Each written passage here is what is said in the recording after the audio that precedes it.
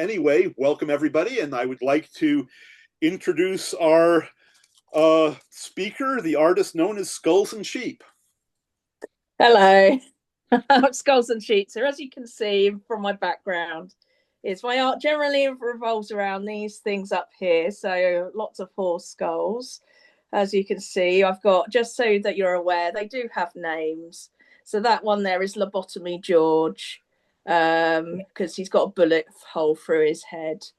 That one at the side is Mumbles. That one is Lloyd, and then we've got Omen here.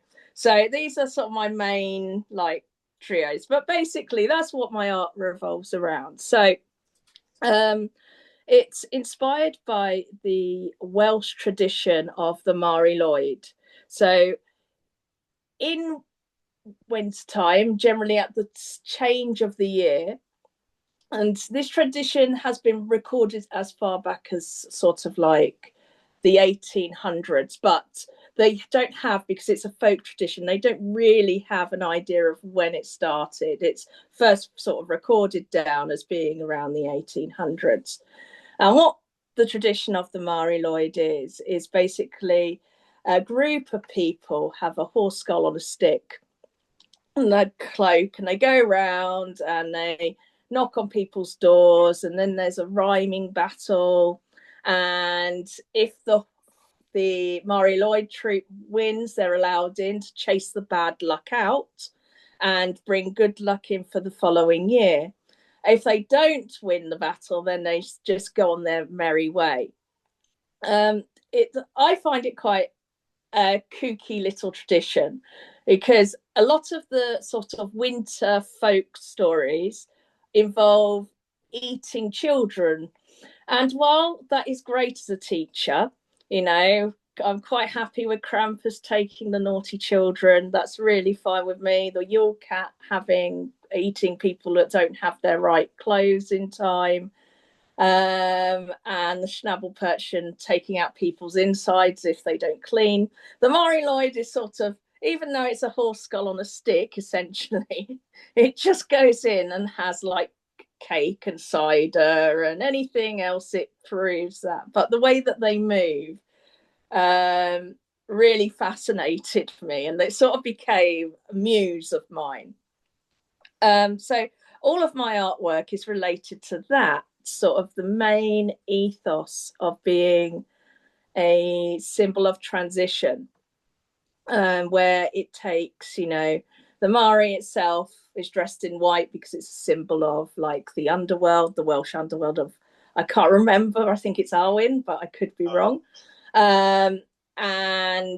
It's said to take that and, be a very ethereal beast.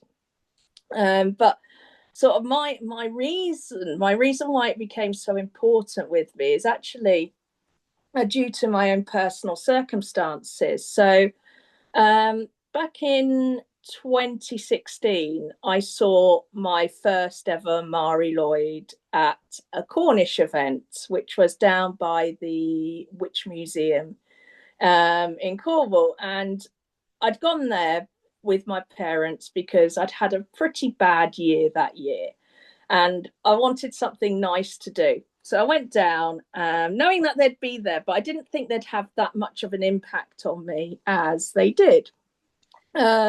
I don't know if that's a good thing or a bad thing, but unfortunately I became sort of an undead horse botherer from that point.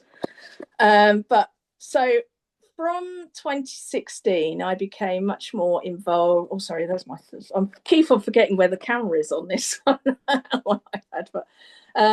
So from 2016, it started becoming quite a important part of my life. I read about them, but then after sort of going into 2018, I started drawing them a lot. So it became sort of a focus of, I wanted to get better at drawing.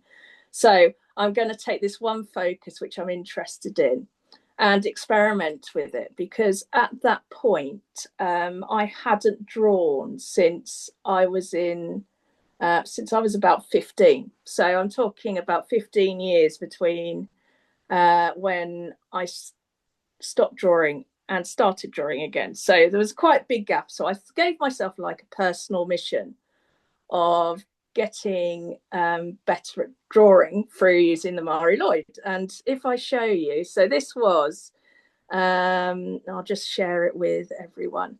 So my first ever image that I created was this one back in sort of October 2017. So this was the first one I'd ever done. You know, I did it through like really bog standard watercolors and markers, if I remember. But this was my starting image. And as you can see, I had no understanding of any sort of how to draw a horse skull pretty well, apart from doing like using my photo. So that was the big starting point. And I get frustrated if I can't do something well. So then it led on to 2018, where I started drawing daily. And what was interesting at the time, and most people know this of me, but basically I left an abusive relationship in September of 2019. And before I left, I was banned from having an iPad. So I wasn't allowed to buy myself a digital tablet to draw on. So all I was allowed was, you know, my watercolors and a pen and paper. And that sort of like came from there. So going through into 2018, I bought myself moleskin sketchbooks and we'd sketched Mari's daily, just experimenting with different techniques. And generally they'd come out quite interestingly. So if I just get another one. So I did find one of my pictures that I had. I'll just get it from, sorry about this. If I might just have to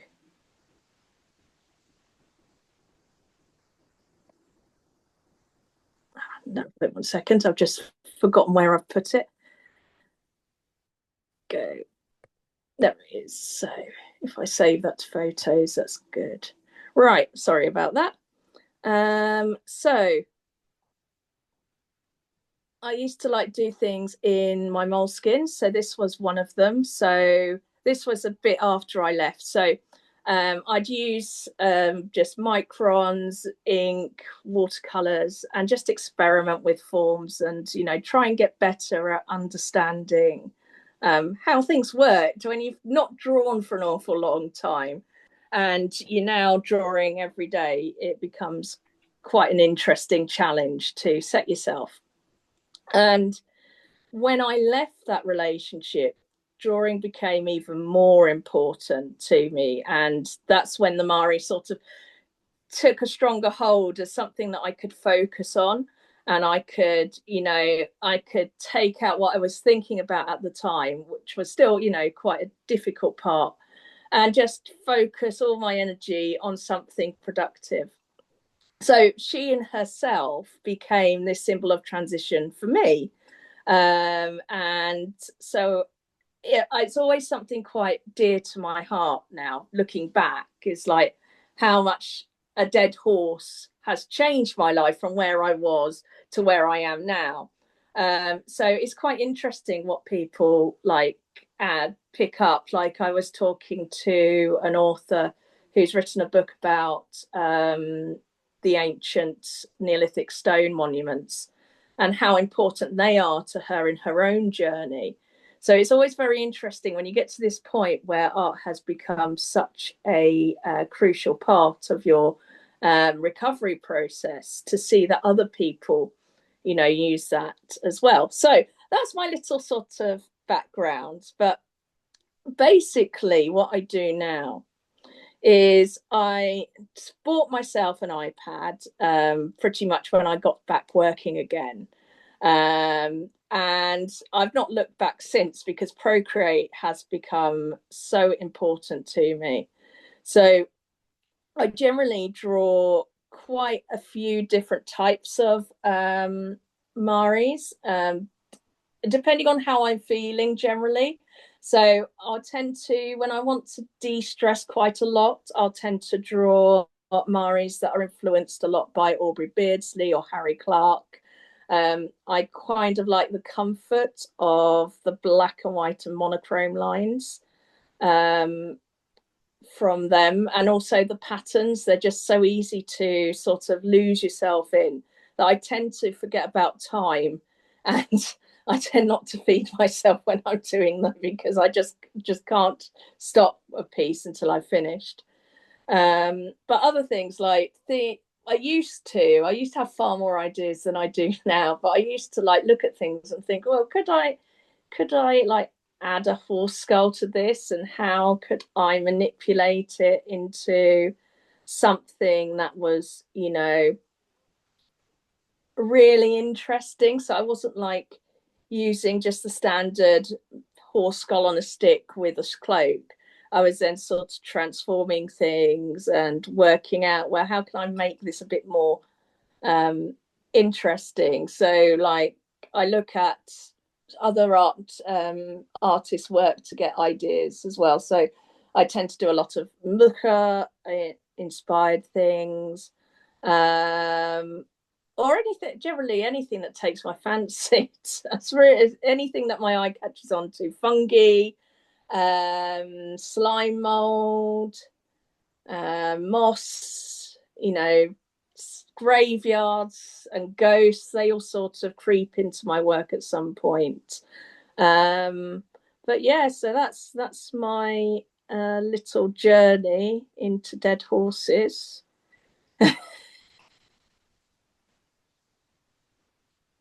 What we want to see is your artwork. Oh yeah, so that's fine. No, I'll show that. That's what we're here for, girl.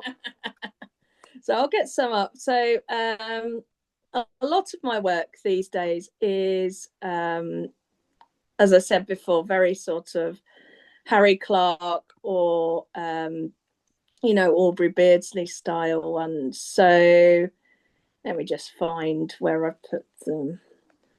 Here we go. So this one's a nice one.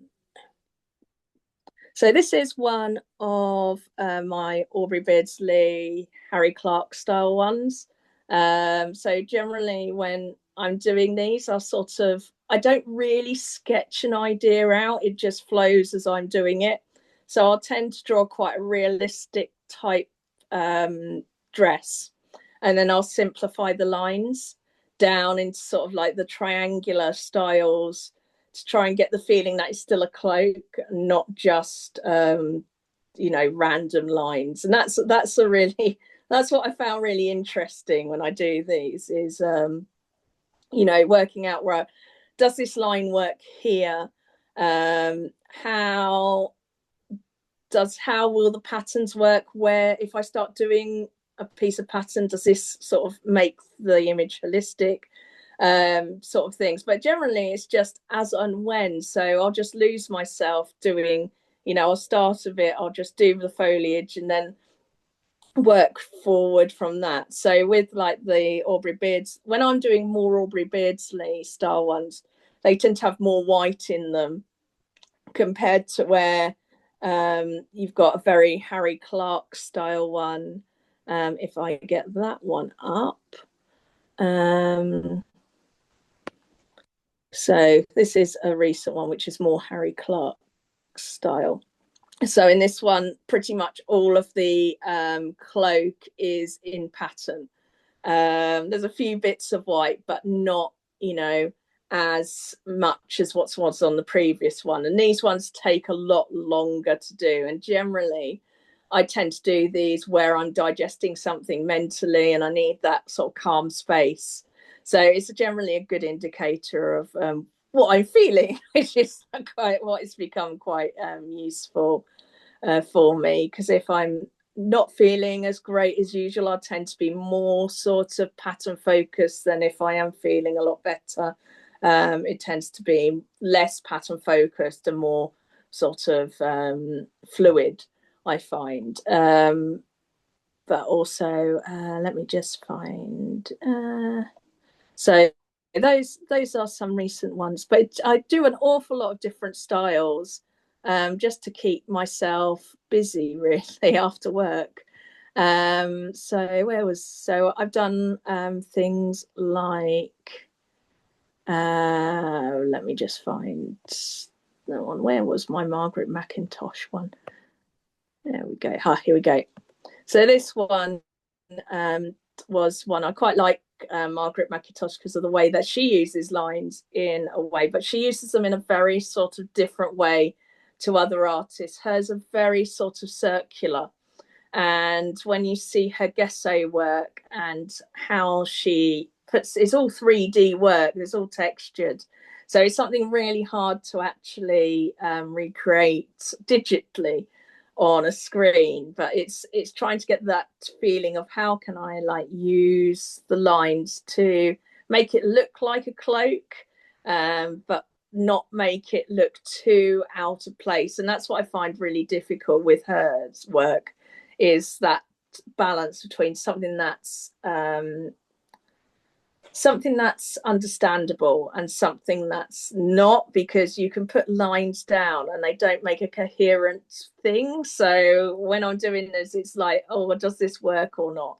But I'm one of these people that will just, I won't hang on to pieces until they're perfect. I don't have the attention span for that. So generally anything I do, I put straight up, because I'll just lose interest in that. But I also so there, we just find something. I did have a load that I did, but I do things like here we go. So I get quite influenced by, that one's cut off a bit, sadly. Oh no, there we go. That one is more influenced by Greek sort of things. But again, this became a bit more sort of, you can see where the Aubrey Beardsley style comes into that. But in ancient Greek art, they use quite similar sort of styles, and that's quite interesting to actually view. So there we go. And then we've got more sorts of like fluid work, but I haven't really done much recently that I can show apart from today's one, but I'd rather show a nice one from a while back. I've got a nice Mucka one. There we go. So this is Mucka one here, which I've used. So there's quite an interesting difference in the styles between the artists. And I tend to, instead of looking at Mucka's actual finished pieces, I tend to look at his studio photographs, because I find them really interesting to see how he's positioned his models in order to get a feel of how the fabric would drape, rather than just going straight to his finished work. I find that quite useful. But here we go. The other one is the one that I did today. So it's been, like I said, it's been a while since I've done one of these sort of pieces that is more sort of fluid and not very sort of straight and stuff in terms of line work. But this is one that I generally just sit down and do. And it's like thinking about how like I could change the cloak until it looks understandable again, but it also captures that feel of like moss, which has its own unique sort of, when I've looked at moss really, when I've gone out and I've looked at moss, I'm still finding that really hard to like accurately depict on like a picture, because it's quite intricate when you get down into it. And same with lichen. These are things that I'd really like to be effective at drawing, but I'm still not quite there yet. So I just keep trying and trying. But yeah, that's sort of my range. And then we have, of course, Little Mari, basically. And Little Mari is more the fun. She has her own little adventures. So she's the lore that I've made up about her. She's my mascot sort of character. And so she basically, I wanted to do something cute. And when I first started with her, she looked a lot different to what she is now. But basically, she is a baby Mari Lwyd. And we know that she's a baby because she still has arms and legs. And the lore that I've made up about her is when she reaches adulthood for Amari, which I've decided is 100 years, her arms and legs will fall off. So basically, under the cloak, she's made out of these sticks that will come together, and then the Mari ribbons become her sort of her limbs, as it were. So she's quite a fun character. She gets up to all sorts of different things. So here she is dressed up as the straw bear, which is another sort of tradition that happens just at the start of the new year at Plough Monday, which is sometimes, I think it's the second week of January. It generally falls about the 19th. So I can't tell you off the top of my head about that, but it's on Plough Monday, and you have this huge procession of a man that's dressed up in hay and straw and wheat. So that's what she's doing there. But when I first started with her, I did I'll have to go really back into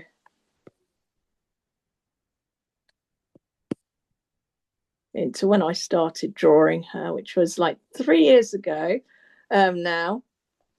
So I'm not very good at cute art, as it were. It's sort of like I needed an outlet for some weird ideas, and Little Mari became that. So we've done the like Toast Olympics. She's done all sorts of things, but I'm just trying to find this first picture I ever did of her for you. She has sort of quite evolved from that point on.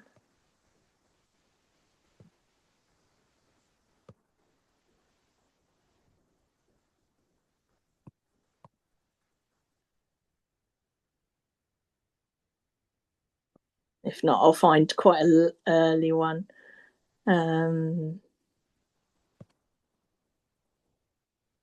This one's quite an early one, which is quite nice. So this is in Kent, there's this tradition called the Hood and Horse. So Little Mari has changed quite a bit from this. This is a couple of years ago now. But here she is in the Hood and Horse plays. The horse dies and then is revived again, as a standard mama play happens. So here she is feeling a bit sad for her fallen equine related being. But she gets up to all sorts. She's like the one that stays awake, because generally Mari Lwyd will they will be awoken at Yuletide and then go to sleep after Hengalan, which is the Welsh New Year. And so Little Mari is all year round, and same with my art. My art is all year round, but I'm very sort of careful because I'm not Welsh. So my Maris are generally known as Mari and not Mari Lwyd, just because it's quite, when you're dealing with something that is of another culture, and you have to be careful of those boundaries. And I'm very fortunate that I have a lot of friends in the tradition. So if I do something wrong, they'll tell me. But yeah, so that's sort of a bit of a show of my artwork. Is there anything else you would like to see at all or ask? Well, I would like to tell anybody that one of the reasons for getting a Blue Sky account would be to go over and follow Skulls and Sheets, because that's your art gallery. Yeah, pretty And much. I was really taken right off the bat with your black and white work. Mm. And the fact that you've got a whole little story thing going on there. You better watch it, girl. You're going to end up doing a comic book. I'm That's the telling sad you, thing you is better I a merry comic book. It's going to happen. I wish it would, but I just can't do sequential artwork. It's a real difficulty of mine. And people have said like, oh, why don't you do a little Mari comic? But I just can't keep my attention to it. My brain goes, right, you know, that's it. So I tend to like my patrons get at the end of the year the whole catalogue of little Maris for that year Oh God. in a little Have you ever booklet. thought of doing a calendar of your work for the year? It's really difficult because I'm a teacher by trade and I don't, Oh, right. so it's knowing what will sell because the outlay for getting stuff is quite high. Well, if you go to lulu.com, there is no Yeah. outlay. It's a print Oh, on isn't it? demand. You put it All up right. there, and then people come and buy it and have it shipped. And it's that just, I'm just Oh, I did. suggesting that's only one of the print on demand companies, but they Yeah. do offer a very nice calendar setup. Oh, And you just good. go in there, and yes, they do take a fee because that's how they get Yeah. paid. But it doesn't come out of your pocket. You take your No, art, you that's put the it up, thing. and Yeah. bingo, you got your calendar running. I mean, it's quite interesting what goes and what doesn't. Is like this year I did last year now I did a Christmas card, and last time I did a Christmas card, hardly anyone bought it. So when I put up a design, because I wasn't thinking of doing a Christmas card last year, and I put up a design really speculatively, and people really Right. enjoyed it, and I was quite taken aback. Here's a picture of the actual Christmas card. And this is a little Oh. figure from a shop called Green Man Gatekeeper based in Wales. So I did this, and people were like, yeah, we'll buy it. And I'm like, I'd got a set printed, no more than 50, because I thought, well, no one, I can't, people won't buy more than that. And then it was like, I was running out of stock, so I had to keep getting more and more and more. So I was like, oh. But they after a while, once Christmas hit, they sort of I stopped it because it was just getting too much for me to produce. But they came out really well, and it's really it's the sort of thing that I've had to move pretty much onto digital only as my artwork base. So I used to do physical booklets of my artwork each month, but the outlays became so much, and also dealing with the shipping prices.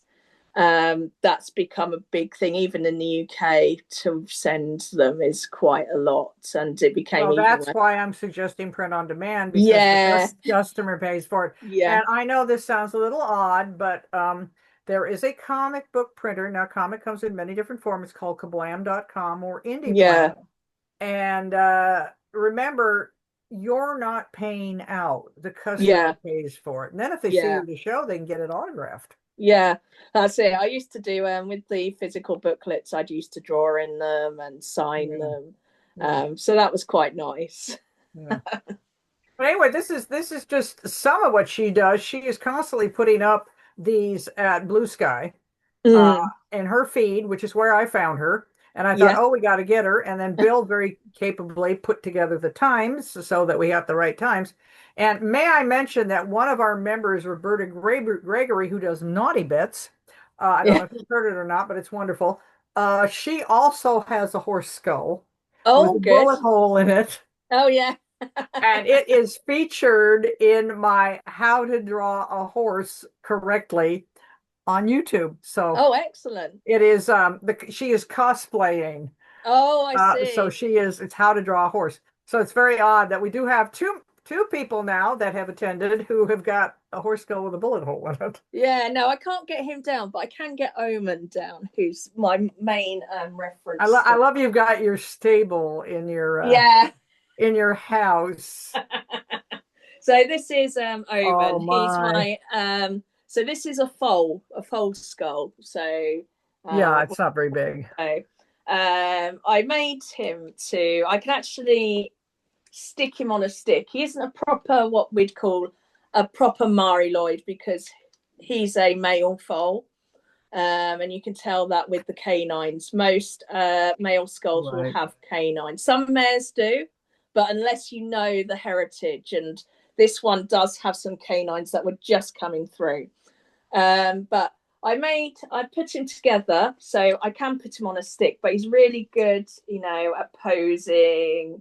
I made glow in the dark eyes for him, and put a little headdress. So he's what I use generally if I'm working out how to draw, apart from like all the many pictures that I take at events.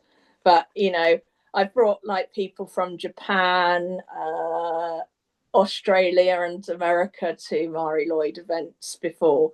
So I have exposed quite a few people to the joy of dead horses, you know.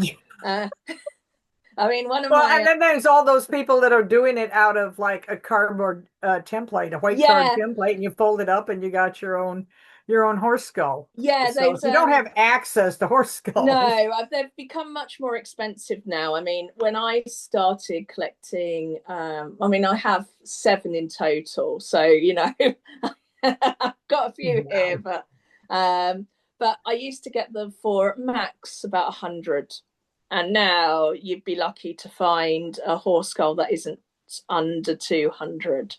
It's, you know, quite interesting. And now at a lot of events we see 3D printed skulls. They've become quite, you know, popular. But generally the nicer ones I find are the actual fully bone real horses. You get that nice connection. And the kookiness of them just wobbling like this with their, you know, and clacking away. It's really something to enjoy. And I always joke with people because it's quite interesting how I've become, apart from my own personal journey with the Mari Lwyd, but I did have a very interesting experience when I was a lot younger. And not with a dead horse per se, but my dad is very imaginative, and one of my only memories that I remember of any sort of playing games with him was when he played My Little Pony Slaughterhouse with me. So there I'll be with my little ponies, because he was so fed up with them. So I'd be playing around with these little ponies, and one would go disappear, and that would go to the glue factory or the knacker's yard, you know. So I have had sort of like these dead horses that now I flog daily, you know. I do like, you know, I flog dead horses, you know. I'm a dead horse botherer, but that's generally, and of course that's a pun. That's a pun. To flog something is to sell it. Yeah. So that's what I do in my art. It's like I draw the same thing day after day for my sins. Oh my God. All of a sudden in my mind I had up, you get a YouTube channel and you start using them as puppets. I'm sorry. That's just me. Oh God. I would watch that. No, it would be quite good, but I don't want to step on too many toes, because it's always, like I said before, it's a proper tradition, and I just, for some reason, have, you know, gravitated to it, and the fact that it's a symbol of transition. And what's really nice is when you go to the actual events in Wales, they reenact the old sort of Pwnco tradition, so you can go see that. You can learn about the history and how it was part of a troupe. So it's really interesting to see, and how other people take it on is quite nice. Apart from now the many AI ones that are coming up, but thankfully I am very thankful that the most common image is of a cow skull. When you search Mari Lwyd, the first image that is on Wikipedia is of a cow skull, and so most people will like put it up, and it's like, well, you know, there's a big difference between a cow skull and a horse skull, so you know. But yeah, so I hope my art's interesting. It's more stressfully from working with children. And other Is things. there any such thing as a Mari Lwyd Morris dance? No, basically you will find them, find some with Morris troops. So Morris troops tend to have a Morris beast. They can be anything like inline Regis, which is a sort of capital of fossils and dinosaurs over here. They have their own dinosaur Morris beast. And little Mari did have a little, if I find, I should be able to find this one. I don't know the name of the beast, but he was very cute. So little Mari had a little picture of him. I'm trying to remember when it was. It would have been not last year, but the year before.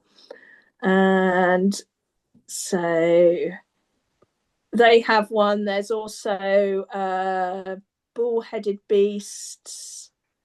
I'm trying to think if there's anything else really. There's some horse-skulled ones, but not generally with Morris. They've got more like hood and horse style ones, but it's quite, oh no, that was for the charity auction. No, we'd love to see it. I mean, if you got them, show them. Yeah, no. I thought I had the proper one where I'd done her with. Not that one. So I think I'm getting closer. I have like hundreds and hundreds, and I'm trying to remember when I did it. And I forgot to tell you to do a show folder. Oh yeah, no, that was my fault. Because otherwise you got to search during the meeting. It's going to drive you nuts. So I forgot to tell you, put them in a folder, and then you can. Oh, here we are. Sorry about that. That's all right. It's well. always difficult to know what I'll talk about, and like here she is with the Lime Morris beast. Oh, I love it. So, and there's a little ghost ammonite there. So so she gets up to all sorts. But yeah, there's all sorts of things. You get like hood and horses as beasts. But it all depends on the Morris troop. So it's quite interesting to see what they have or they don't have. Some are just Morris dancers and just do their own troop, and others do have beasts.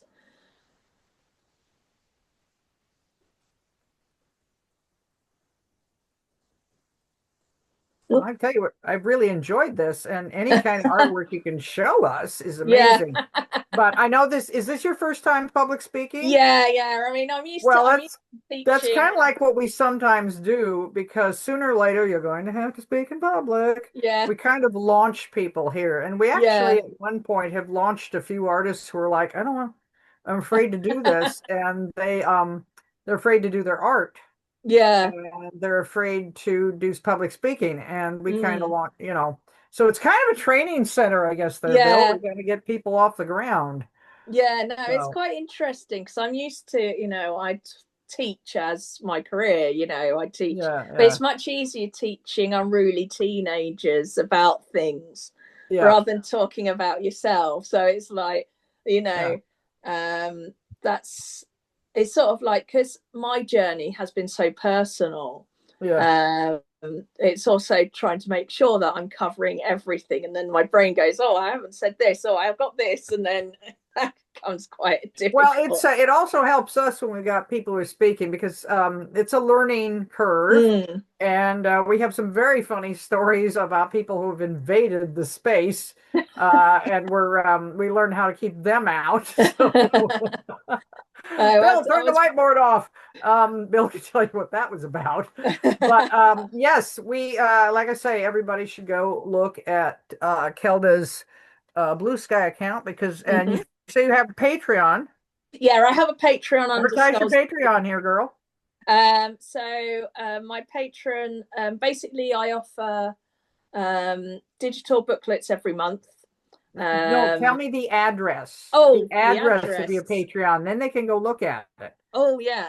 So it's, let me just find it. It'll just it's patreon.com / and then whatever at the end. Yeah. There we go. I think it's / skulls and sheets. I can never remember because when I first started on old Twitter, I'll go find out right here. Let me go try. I couldn't get up. So yes, it's skulls and sheets.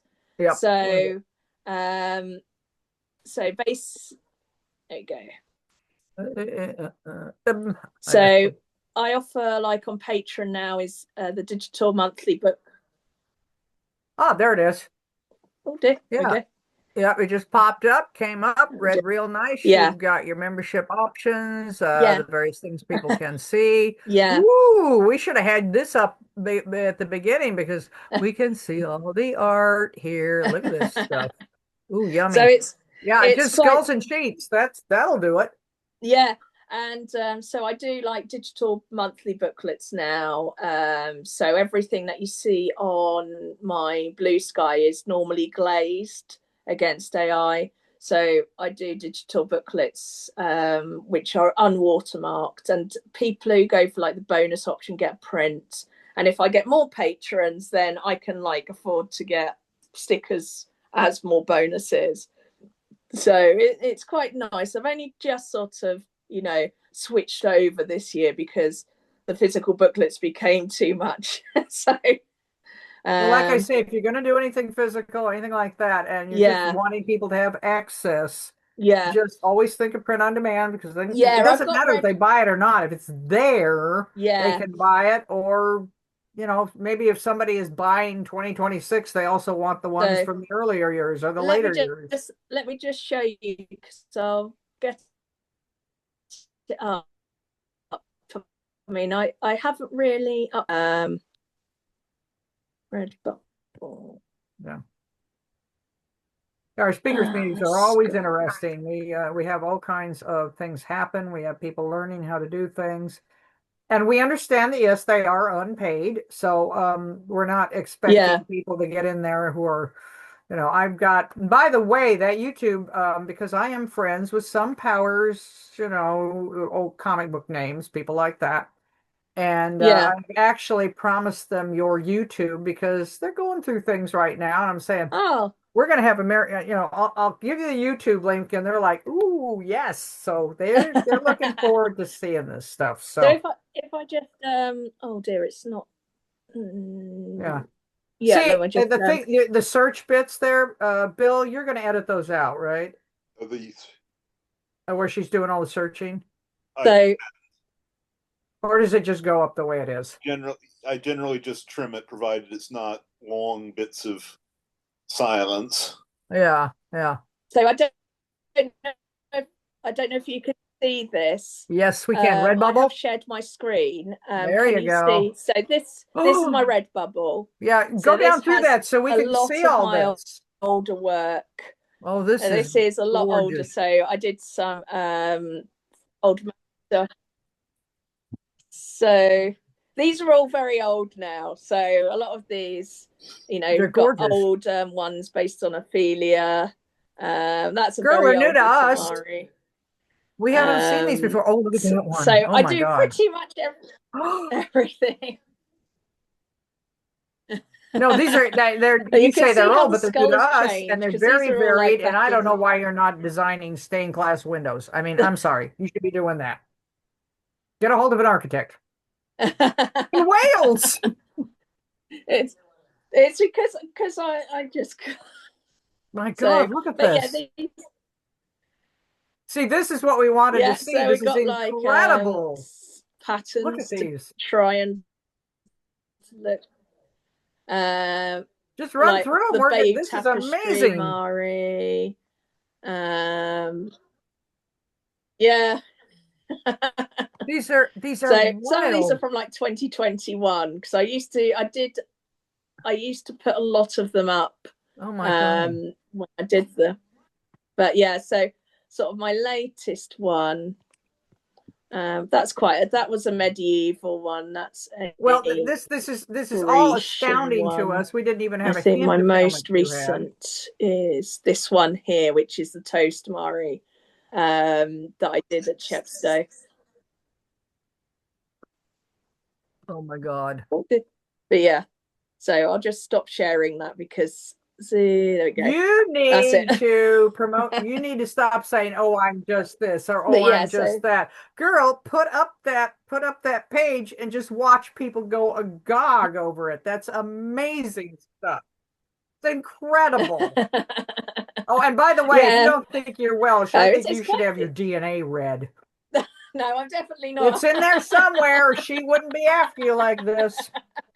Thankfully, my mum is very much into ancestry, but you know, the sad thing is there's no one notable in our family history. So I made up my own notable relative for her for April Fool's Day. She doesn't like him, but you know, I made up that we had this relative who got knighted for services to Victorian factories by sending in children who would replace those who had their limbs cut off. My mother didn't find that very funny, so she's always like, "Here's a new person that I found." And Look, if I'm she like, doesn't find that kind of humor funny, she better give up her British membership card because. But yeah, so all of my relatives did very boring things like bed making or bakeries or anything, but nothing. I wanted like someone with like upstanding, maybe a murderer or something, you know. But You got to no, get together with one of them and do a Mari cake. I did Do a actually. printout of you can print out the frosting and put it on top of the cake. You got to do that. I used to make these at Christmas time. These are little FIMO badges. This one I made into an ornament, but it's glow in the dark FIMO, and people used to think they were cookies. But yeah, so that would make a gorgeous cookie. And they go crazy. You got to get a hold of some wealth organization who can tell you, like, go for it, girl, and then you can all share the money and go. Because girl, you got backlog there. You got gallery presentations. You got stained glass windows.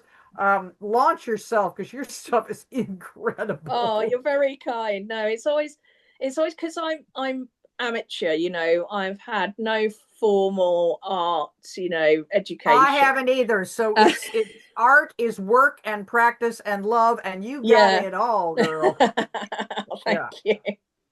But yeah, so it's amazing things. And the first time you put on some amazing thing and all your students show up to cheer you, you just it's gonna be incredible.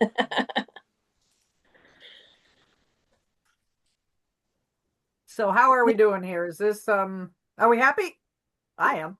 If you got any questions, I'm happy to, you know, answer them for you. Well, you gave us our background. You showed us what you did. You gave us some of your marketing. We made some suggestions. Now I want a Mary cake.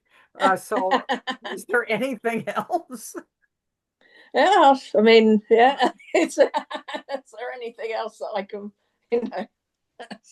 But yeah, no. You know, I'll keep bothering you on Blue Sky. Oh, that's all right. I mean, I bother enough, you know, undead horses, so I'm perfectly fine with any sort of bothering. I'll go give you my website's donnabar.com. You can good, yeah. there. So, you know, we go look at all this stuff. But yeah, right off the bat, you know that I'm just going to have to tell people just put your websites up because it's all there.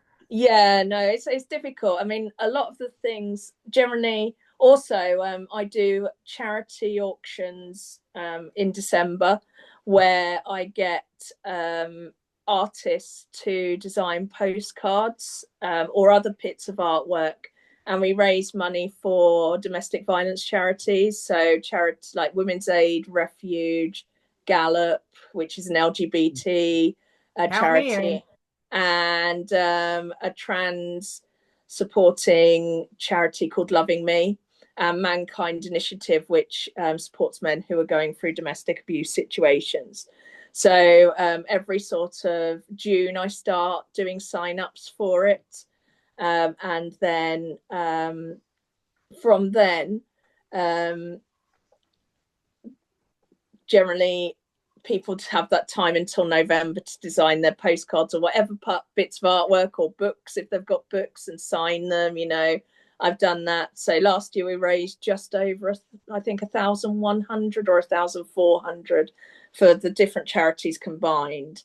But that's been a really important part of my, journey as well, is sort of giving back, because I know how much those charities help me.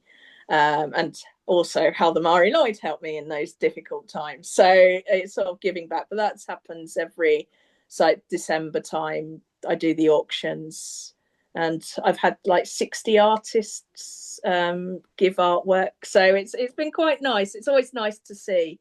I mean, I am waiting. I always have a bit of a grumble because I've contacted Michael Sheen quite a few times, and he's never ever submitted something to the art. And I'm like, well, that's my thing. One day I'll get him. I'm sure one day I'll get him. But over the last 4 years, I've done the charity auction. I've not very been able often to people get are it. just incredibly busy, but yeah, just keep at him, or tell him that if he doesn't do it, you will draw a Mary with him in it, and he'll be sorry. Yeah.